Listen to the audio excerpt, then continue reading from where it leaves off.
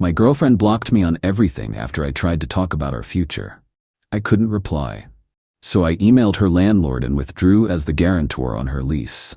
She was left frantically calling me after receiving an eviction notice. I, through mail, think I'm finally done. It's funny how a whole future can just vanish. One minute you're picking out paint swatches, the next you're staring at a generic profile icon where a smiling face used to be. Leslie, 29. And I have been together for 3 years. It felt serious. I thought it was serious. We talked about everything, or so I believed. Marriage, kids, the kind of dog we'd get, a goofy golden retriever, was the final verdict. 6 months ago, she found the perfect apartment, a little one-bedroom with a balcony she adored. The catch? Her freelance income wasn't quite stable enough for the landlord. She was devastated. I didn't hesitate. I told her I'd be the guarantor on the lease. It felt like a natural step, a tangible piece of our shared future. My signature on that document felt like a promise. We spent weeks making it a home. My money, mostly. My labor, entirely. I assembled the flat-pack furniture until my hands were raw, hung the gallery wall she designed, and paid for the ridiculously expensive linen curtains she said she couldn't live without. I also paid the $2,050 security deposit. A gift, I told her. An investment in us. Last Tuesday, I brought it up, the future. Not in a pushy way, just a real way. I mentioned that with my lease ending in 4 months, maybe it was time to officially look for a place together. A 2-bedroom. Something that was ours, not just hers with my name on the paperwork. Her face tightened. The shift was so subtle I almost missed it. She said she was tired, that it wasn't the right time for a heavy conversation. Fine. I dropped it. The next day, she was distant. Texts went unanswered for hours. When she did reply, it was one-word answers. By Thursday, I knew something was wrong. I called her. It went straight to voicemail. I checked her social media. Gone. Blocked. I was staring at a blank space where our life together used to be. I felt a flash of hot, blinding panic. Did something happen to her? I drove to her apartment. Her car was there. The lights were on. I could hear music playing. I knocked. No answer. I used my key, the one she gave me. The first thing I saw was a pair of muddy Adidas sneakers on the new rug near the door. Size 11 at least. I'm a size 9. They weren't mine. And standing in the kitchen, laughing with Leslie, was Philip. A guy from her yoga studio she'd mentioned a few times. The way he had his hand resting on the small of her back, it wasn't friendly. They both froze when they saw me. Leslie's face was a mask of guilt. Philip just looked annoyed, like I was an inconvenience. "What are you doing here?" Leslie asked, her voice thin. "You blocked me," I said, my own voice sounding hollow. "I was worried."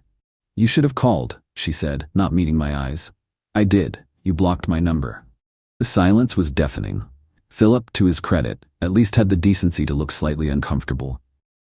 He took a step back from her. "I think you should go," she finally whispered. I didn't argue. I didn't yell. That's not my way. The hurt was a physical thing, a cold, heavy weight in my chest, but my mind was surprisingly clear. I just looked at her, at the apartment I had helped build, at the man who was wearing his shoes on the rug I paid for. I turned around, left the key on the little table by the door, and walked out. I sat in my car for a long time. The anger came, but it wasn't hot. It was cold, methodical. The betrayal wasn't just about Philip. It was the cowardice, the complete and utter disrespect. She couldn't even grant me a conversation. She just deleted me. So I acted. I went home, pulled up the digital copy of her lease agreement, the one I had saved because I'm meticulous about paperwork. I read the guarantor clause very, very carefully. It stated the guarantor could withdraw their support with written notice to the landlord, after which the tenant would have 30 days to provide a new guarantor or vacate the premises. My hands were steady as I composed the email. Subject: withdrawal of guarantor status for lease at apartment address, Unit 7B, tenant, Leslie Mills. Dear Mr. Russell, please accept this email as formal written notice that I am withdrawing as the financial guarantor for the lease agreement of the above-mentioned property, effective immediately. As per the terms of the agreement, I understand this initiates a 30-day period for the tenant, Miss Leslie Mills, to secure an alternative guarantor. Thank you for your understanding. Sincerely, my full name. My contact information. I hit send. It was 11:47 p.m. on a Thursday night. I blocked her number. I blocked her on the one social media app she'd forgotten about. Then I turned off my phone and slept better than I had in weeks. Update 1. The weekend was quiet. Too quiet. A tense, humming silence where communication used to be. I spent it purging my apartment of her, the framed photos, the stupid ceramic mug, the extra toothbrush. It was cathartic. I felt a strange sense of peace. The hurt was still there, a dull ache behind my ribs, but it was being overshadowed by a feeling of clarity. The storm broke on Tuesday afternoon. Just as I suspected, Mr. Russell, being an old-school professional, didn't act on a late-night email over the weekend. He waited until Monday to process it, drafted a formal letter, and had it sent by courier. My phone, which I had turned back on, started vibrating against my desk. It didn't stop. A string of calls from a number I didn't recognize. I let it go to voicemail. A minute later, another call from a different unknown number. And another.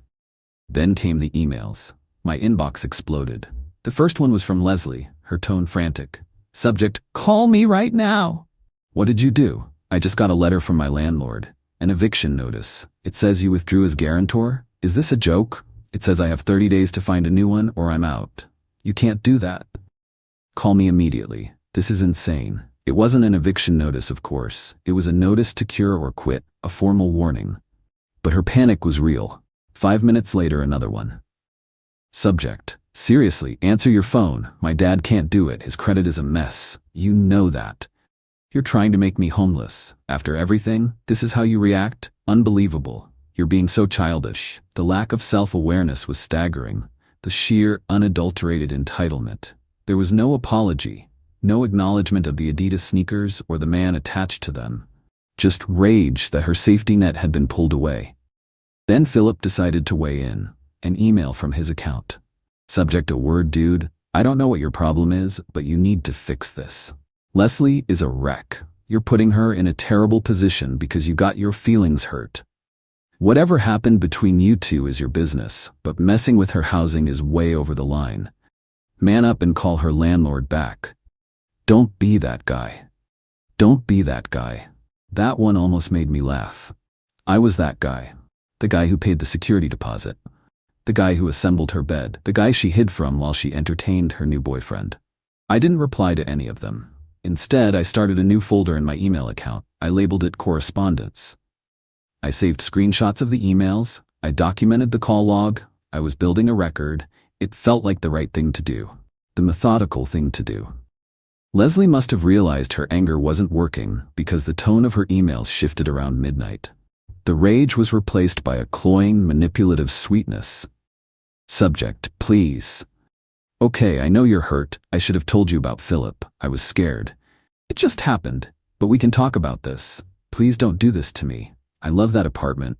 It's my home. Our home. Remember how excited we were when we found it? Let's not throw everything away over a stupid fight. Our home.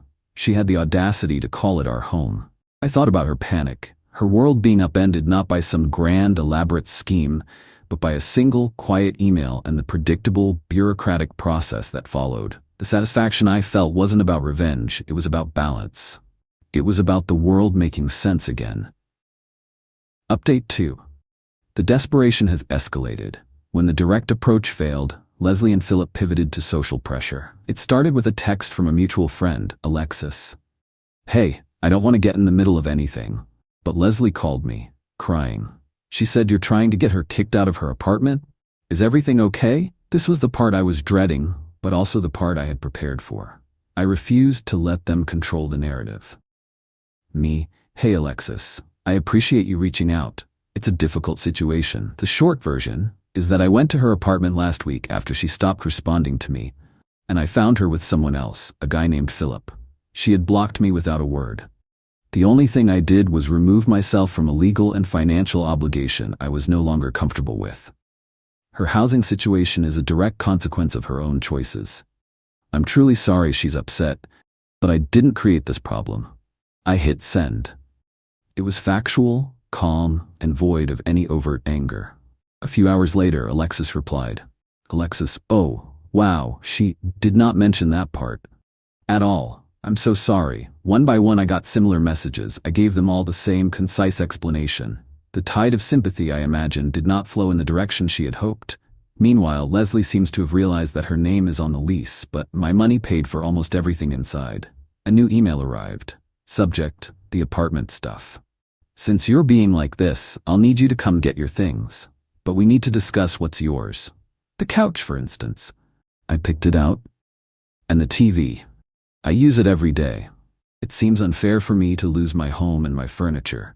I think a fair solution would be for you to let me keep the main things: couch, bed, TV, kitchen table, and you can take the bookshelf and the lamp.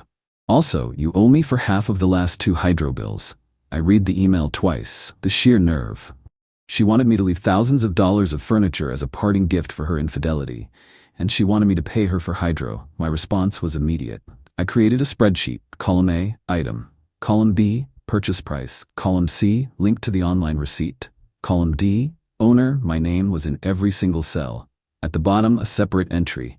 Security deposit, $2,850, paid by my name. I attached the spreadsheet to my reply. Subject: the apartment stuff. Leslie, I have attached a list of my personal property currently in your possession. As you can see, the furniture and electronics are my property. I am not asking for the hydro bills. Please consider my payment of your utilities for the last 6 months as a gift. I am available to retrieve my belongings this coming Saturday between 10 a.m. and 2 p.m. Please ensure everything is accessible.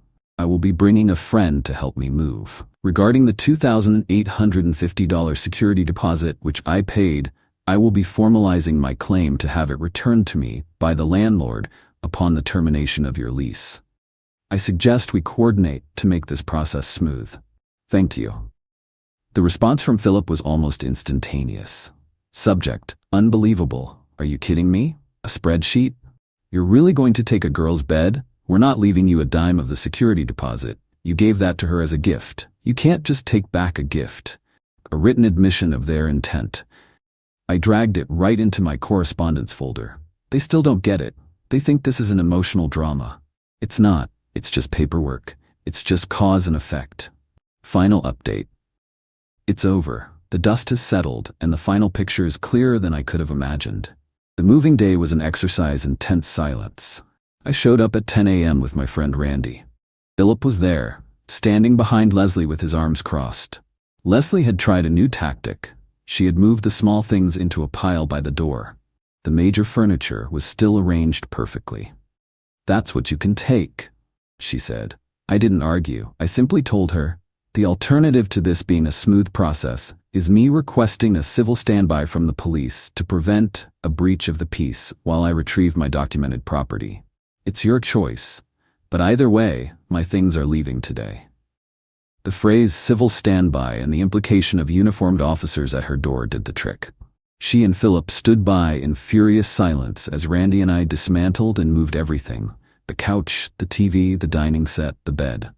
As we carried the mattress out, I caught her eye. There was no remorse, just the frantic look of someone who had fundamentally miscalculated. She had gambled that I would be too heartbroken to be rational. She lost. The security deposit became the final chapter. As they'd made their position clear, I took the next logical step. I sent a formal, certified letter to Mr. Russell.